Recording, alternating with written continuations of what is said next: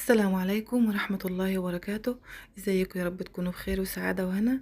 وصفتنا النهاردة ان شاء الله هنعمل مع بعض مخلل الخيار السريع اللي هتعمليه دلوقتي وبعد ساعة واحدة تانية هتاكليه. طبعا المخلل ده انا عملته بسرعة عشان كنت عاملة شاورما، ان شاء الله هنزل لكم الفيديو بتاعها. وكنت محتاجة معاها مخلل خيار سريع يعني. فجبت نص كيلو خيار ومعاه ربع كوباية خل ومعاه كوباية مية ومعلقة ملح، ورفعتهم على النار لمدة 5 دقايق مع التقليب. واخلي الملح والخل يغمروا القطع كلها كويس.